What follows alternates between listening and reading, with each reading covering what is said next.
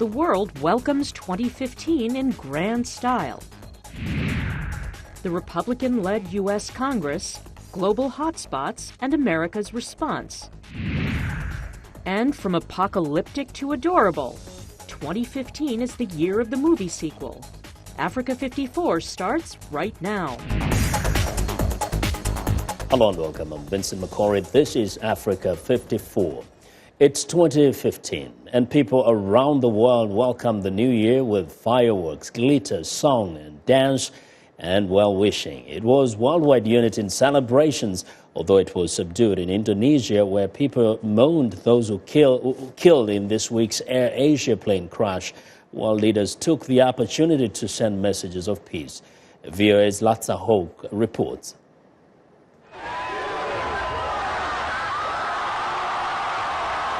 More than 1 million revelers gathered in Sydney Harbour to watch the city's famous fireworks display.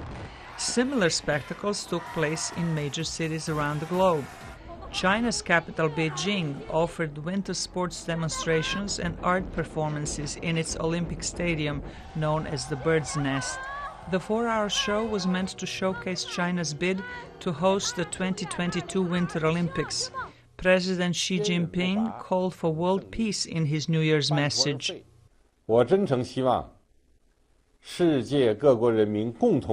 We hope sincerely that all countries can work together to ensure that all people be free from the torture of hunger and cold, and that all families be free from the threat of wars. All the world's children must flourish under the sun of peace. China's impoverished neighbor North Korea staged a 15-minute fireworks display in the capital Pyongyang as part of the New Year's celebrations. In Japan's capital Tokyo, revelers welcomed 2015 by releasing hundreds of balloons. In Europe, Pope Francis reiterated his trademark defense of the poor in the New Year's Eve Vespers service in St. Peter's Basilica. Senz'altro le gravi vicende di corruzione. Without a doubt, the degree of corruption revealed in recent days requires a serious and conscious conversion of heart for a spiritual and moral rebirth, as well as for a commitment to build a more just and brotherly city, where the poor, the weak, and the marginalized are at the center of our concerns and our daily actions. German Chancellor Angela Merkel condemned burgeoning racist movements in Europe. She also had a tough message for Russia. Es steht völlig außer Frage. There's no question at all that we want security in Europe together with Russia, not against Russia. But equally, there's no question of the fact that in Europe we cannot and we will not accept a so-called right of the strongest to violate international law. French President François Hollande called for unity and mutual respect among different ethnic and religious groups. Et devant les menaces qui montent et qui inquiètent, concerning the increasing and worrying threats of terrorism, sectarianism, fundamentalism, it's not by dividing ourselves or by stigmatizing a religion or by conceding to fear that we will protect ourselves. It's by defending firmly our common rules, secularism, the republican order, the security of individuals, the dignity of women. Countries in the Western Hemisphere were the last to welcome in the new year. In New York City, with the best known of all celebrations in the United States, the theme of this year's party was the gift of fortitude. And that's because our special guest this year is the International Rescue Committee, which honors and helps refugees and displaced people from around the world. And they are folks that show a lot of fortitude and a lot of strength in the face of adversity. Around the world, ordinary people expressed wishes and hopes that the coming year will bring happiness and prosperity to all. Latza Hoke, VOA News, Washington. Well, tragedy struck in China on New Year's Eve when at least 35 people were killed in a stampede during a celebration in Shanghai. Dozens of people were injured when a rush to pick up fake money thrown out of a window apparently contributed to the stampede in Chengyi Square in the Bund, a popular waterfront area in central Shanghai. It's too cruel. People in front of us had already fallen to the ground. People were stepping all over on them. It wasn't an urgent occasion like a terrorist attack where you need to run to save your life. People just needed to leave the site. It's people's lives at stake. We felt death so close to us last night. We were horrified. Images posted on social media show passers-by attempting to resuscitate injured people who were laying on the ground that was littered with debris. I'm shocked and horrified. Many people come to the Bund every day. Yesterday was New Year's Eve, which was an important day for people, families, lovers and friends. I feel very sorry for those lost lives. China's President Xi Jinping has ordered authorities to conduct an investigation and take steps to make sure a similar incident does not happen again. Well, bad weather has again slowed the search for a crashed AirAsia jet in the Java Sea, with one Indonesian official warning it could take at least a week before the plane is located. Indonesian authorities say a break in Thursday's weather helped for a time to search for the wreckage and victims of the passenger jet.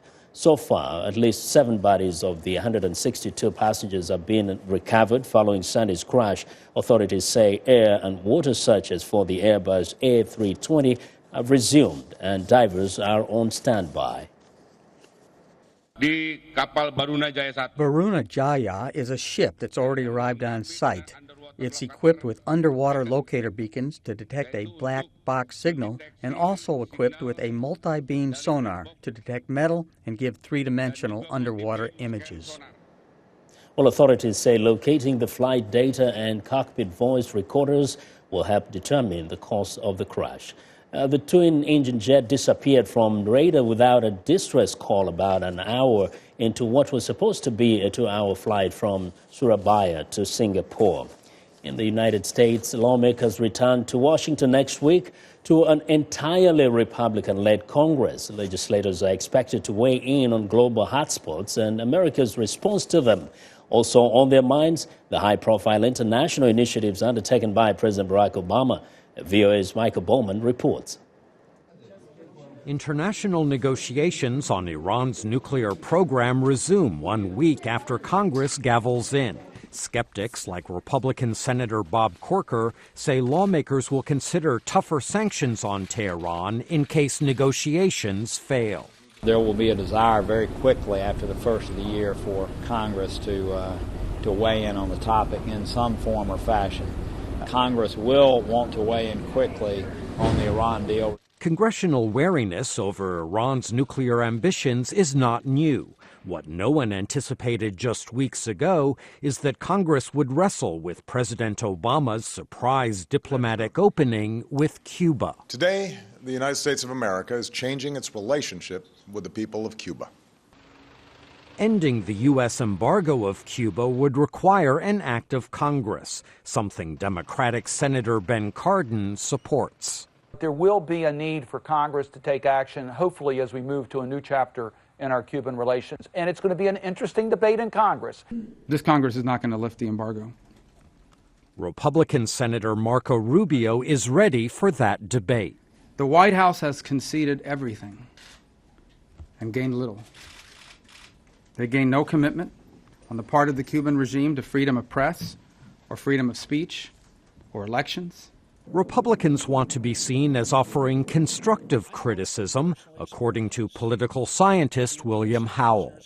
On the one hand, they want to underscore failings of the Obama administration, and on the other hand, they need to be seen as a responsible, mature party that can lead the nation. Majority status in both houses of Congress will give Republicans a louder megaphone to critique the president's handling of crises from Ukraine to the Islamic State insurgency in Iraq and Syria. I think our country acting like such a paper tiger to the world on this and so many other fronts is doing incredible long-term damage to our nation. Mr. Obama also is not immune to dissent from his own Democratic Party, according to political analyst Stuart Rothenberg. The president could have as many or more problems on the left with Democrats on international issues, national security issues, as he could have with Republicans, because there are lots of Democrats who, are more concerned about U.S. recommitting military troops. Whatever Congress's concerns, the president appears determined to leave a stamp on America's outreach to the world. In a recent interview, he said, quote, "I believe in diplomacy. I believe in dialogue. I believe in engagement." Michael Bowman, VOA News, Washington.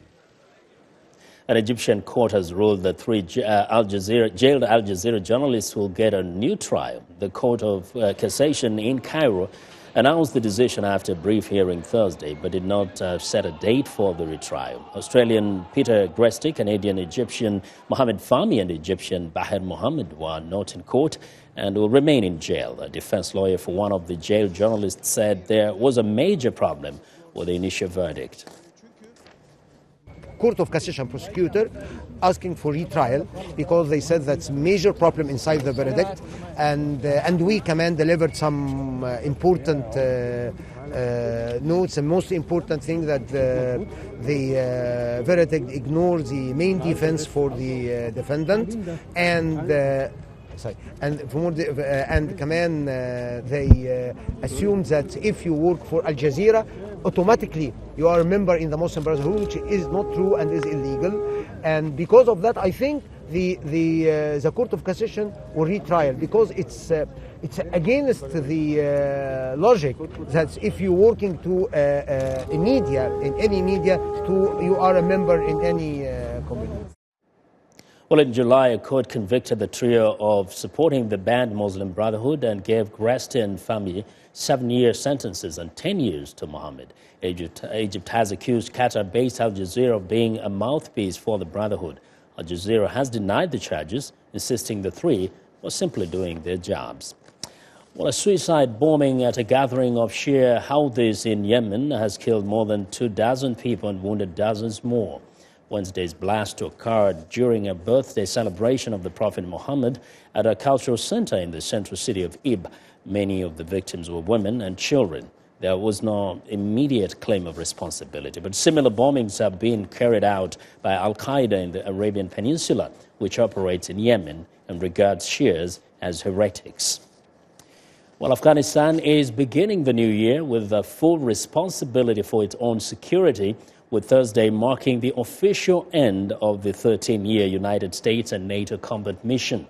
The transition comes a day after a rocket fired during a fighting between Afghan and Taliban forces struck a house in southern Helmand province, killing at least 26 people and at a wedding party. Police say dozens more were wounded. Many of the victims were women and children. About 12,000 U.S. and NATO personnel will remain in Afghanistan to train, advise, and assist the police and the army. In 2014, the United Nations released a series of climate reports that affirm with ever greater certainty the planet is warming.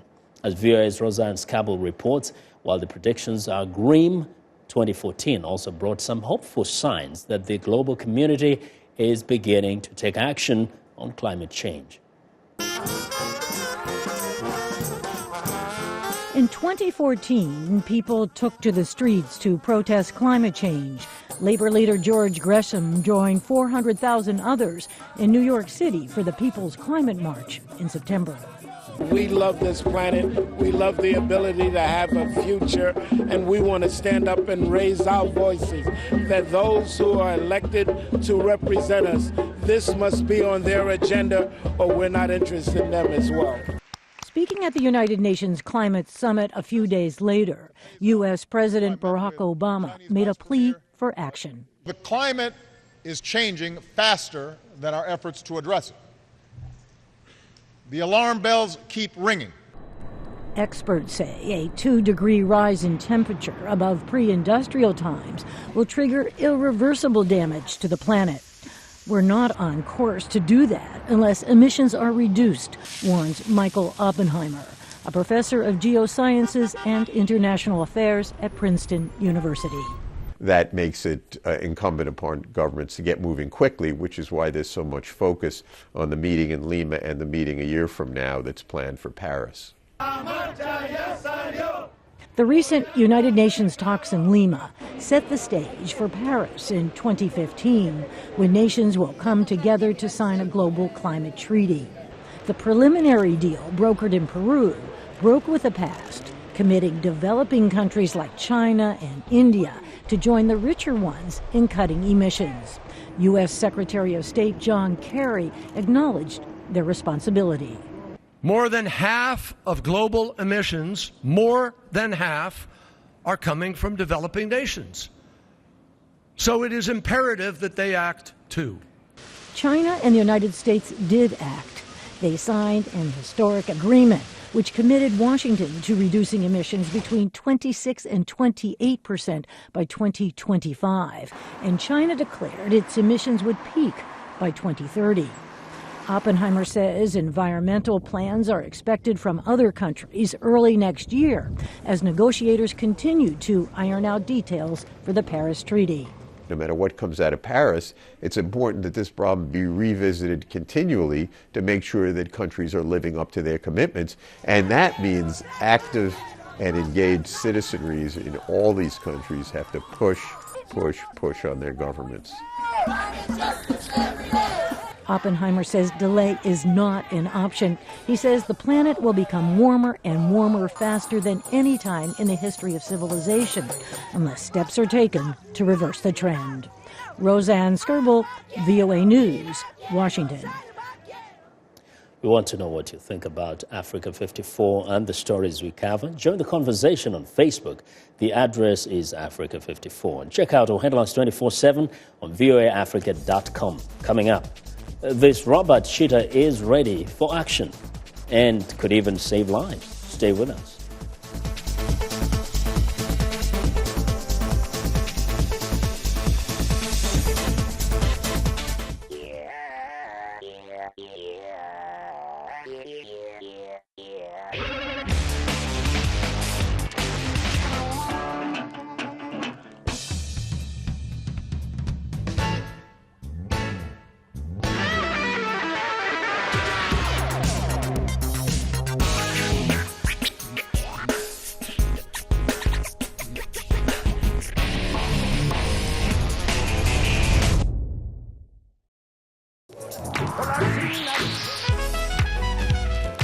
I wanted to present music and a side of American culture that is most important to me, that is a part of who I am. They're going to get some incredible performances.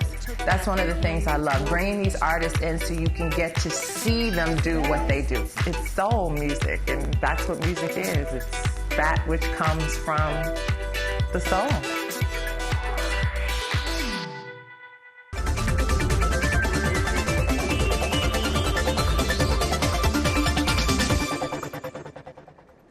Welcome back. Scientists have been experimenting with four-legged robots for years, trying to see if they could be used as pack animals for carrying heavy loads over difficult terrain.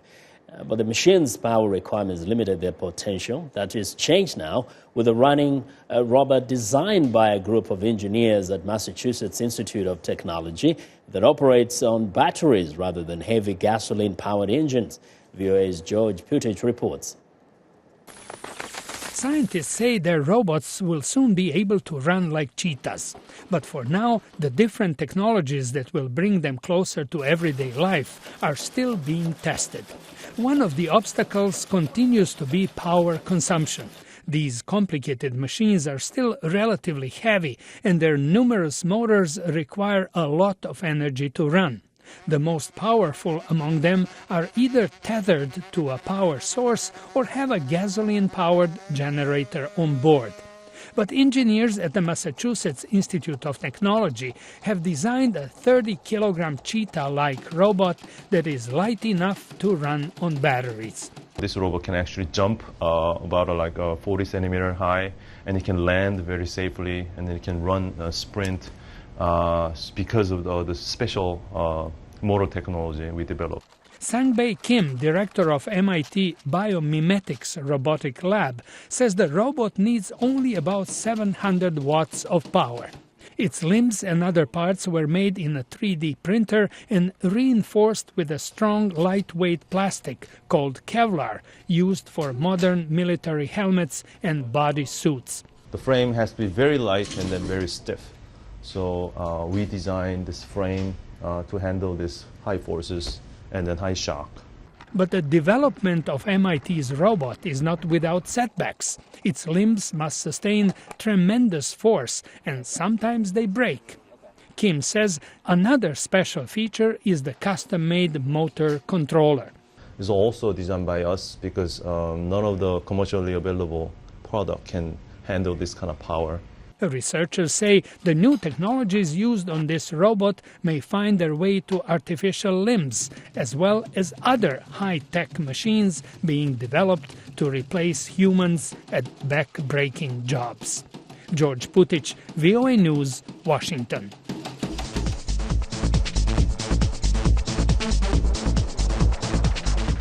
Well, 4 years after she graduated from a Greenbelt, Maryland high school, Halima Adengan returned to Eleanor Roosevelt High School and started a mentoring group for girls. She says the group is meant to be a place where girls can feel comfortable discussing common issues and personal problems.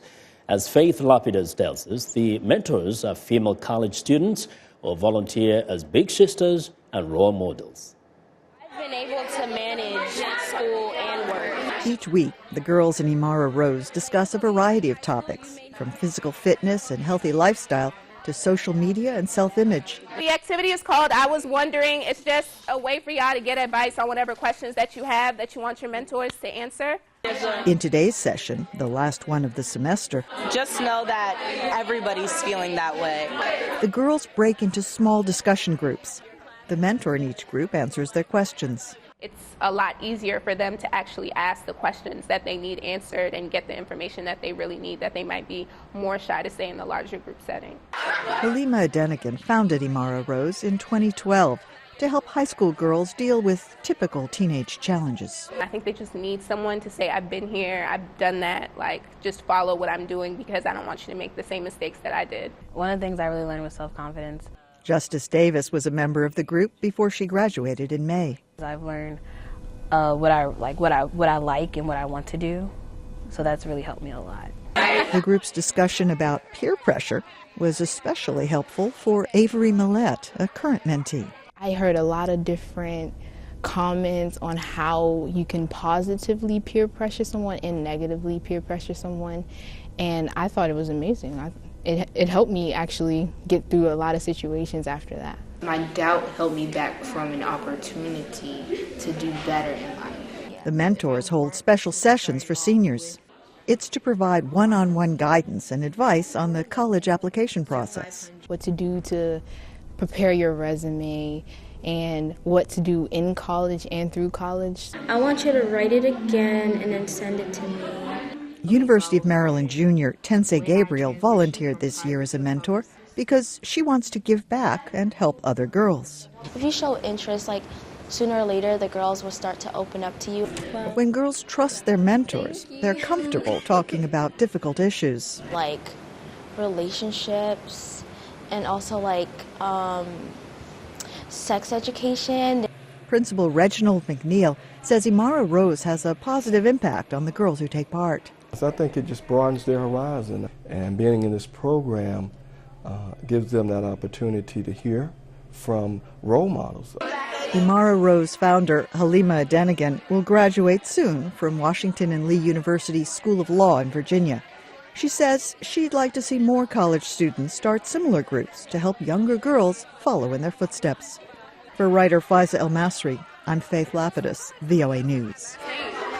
Well, it's time now for a short break. Still to come on Africa 54, from the green to the adorable. 2015 is the year of the movie sequel. We'll be right back, but first, here's a recap of today's headlines.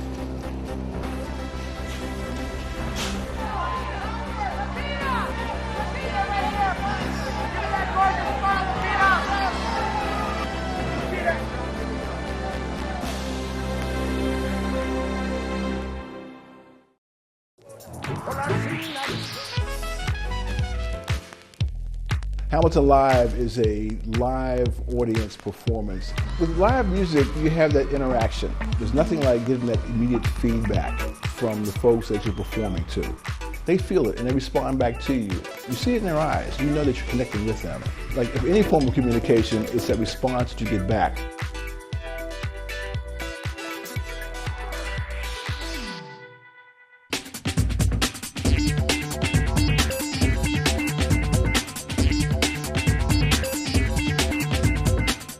Welcome back to Africa 54. Here's what's trending. 2015 will be the year of movie sequels, and one includes a familiar face. Arnold Schwarzenegger is back, and so is the whole Terminator morphing machine universe. Terminator Genesis includes lots of familiar sights like post-apocalyptic landscapes, hair-raising stunts, and a blade-equipped T-1000. Look for Terminator Genesis in theaters in July. Another post-apocalyptic franchise from the 1980s is getting a reboot this year. Mad Max is making a comeback with British actor Tom Hardy taking over the role made iconic by Mel Gibson. The new film, Mad Max Fury Road, which co-stars Oscar-winning actress Charlize Theron, is directed and written by George Miller, who was behind the original 3 movies. In the new film, Mad Max and his companions are all trying to escape a savage warlord. Mad Fury Road hits screens on May 15th. And finally, this may be the cutest sequel of 2015. Well, spinning off from the Despicable Me movies are Minions. The lovable yet nefarious fellow assistants are back and heading to America to find themselves an evil crime lord, suitable enough for their loyalty. The adorable sassy mini helpers hit theaters in July, and that is what is trending today. Well, that's our show for today. Be sure to watch Africa 54 on our website at voaafrica.com. For the more news, tune in to VOA's evening radio show and Africa News Tonight at 1800 UTC, and in the mornings to Daybreak Africa between 0300 and 0600 UTC. That is Monday through Friday. Thanks a lot for watching, and from all of us here, have a good night.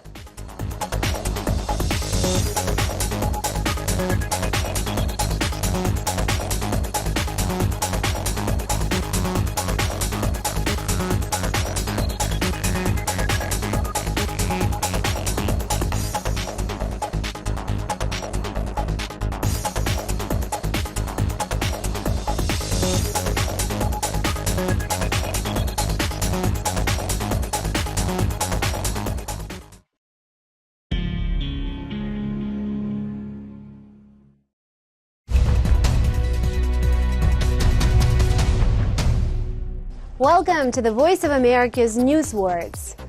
This word does not mean something good. Several municipalities declared bankruptcy before Detroit did, but their debts were smaller. Stockton, California owed $26 million, while Detroit owes $18.5 billion. Bankruptcy means you don't have enough money to pay your debts. It is a formal and legal action. People, companies, and even cities can declare bankruptcy.